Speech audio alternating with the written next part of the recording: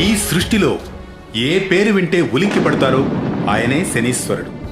సకల జీవుల కర్మలను అనుసరించి వారి జీవితాలను ప్రభావితం చేస్తాడు శనీశ్వరుడు. ఎవరైతే క్రమశిక్షణ తప్పుతారో వీరు వారిని ఏమాత్రం వెరవకుండా నిర్ణీత సమయంలో కఠినంగా శిక్షించడం ఆయన నైజం. మరి శనీశ్వరుడు ఎందుకిలా కఠినంగా వ్యవహరిస్తాడో కారణమేంటో పరిశీలిద్దాం.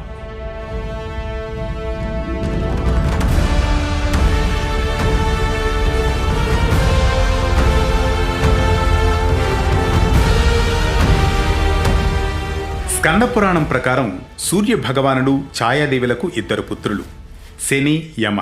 వీరిద్దరిలో యముడు చాలా అందంగా ఉంటాడు. శని మాత్రం వికారమైన రూపంలో నల్లగా ఉంటాడు. తండ్రిగా సూర్యుడు శనిదేవుడంటే ఇష్టపడేవాడు కాదు. తనను కుమారుడిగా గుర్తించడానికి కూడా ఆయన నిరాకరిస్తాడు.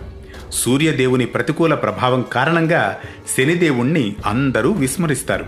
దీంతో శని చిన్ననాటి నుండే విముఖంగా కఠినంగా మారిపోవడం జరుగుతుంది. ఇది తన స్వభావాన్ని కూడా నిక్కచ్చిగా వ్యవహరించేలా చేస్తుంది. ఇదే సమయంలో తను అత్యంత శక్తివంతంగా మారిపోతాడు. కర్మలను నియంత్రించే సామర్థ్యాన్ని చిన్ననాటి నుండే సంపాదిస్తాడు. మన సనాతన హైందవ మత విశ్వాసాల ప్రకారం ప్రతి ఒక్క కర్మకు ఏదో ఒక ఫలితం ఉంటుంది. శనిదేవుడు క్రమశిక్షణ, స్వీయ నియంత్రణతో సంబంధం కలిగి ఉంటాడు. స్వీయ క్రమశిక్షణ సూత్రాలను అనుసరించేవారు శనిదేవుని ప్రతికూల ప్రభావాల నుంచి తప్పించుకోవచ్చు. శనిదేవుడని భయపడాల్సిన అవసరం లేదంటుంది పురాణం.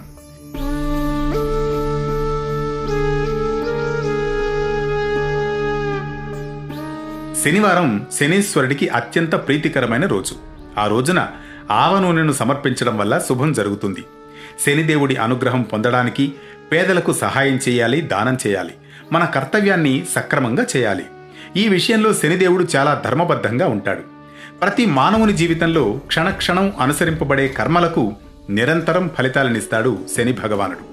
మంచి కర్మలకు మంచి ఫలితాలు, చెడు కర్మలకు చెడు ఫలితాలు వస్తాయి. ఇవన్నీ సక్రమంగా సాగేలా శనిదేవుడే బాధ్యత వహిస్తాడు. అందుకే ఎవరైతే కఠినమైన క్రమశిక్షణ, న్యాయం, నిజాయితీ లక్షణాలను కలిగి ఉంటారో వారికి శుభ ఫలితాలను ప్రసాదిస్తాడు. ఇవేమీ లేని వారిని మాత్రం కఠినంగా శిక్షిస్తాడు శనీశ్వరుడు. ఈ విధంగా శనిదేవుడు కఠినంగా వ్యవహరించడానికి, తన స్వభావం కఠినంగా మారడానికి తన తండ్రి కూడా ఒక కారణమని శాస్త్రాలు వివరిస్తున్నాయి.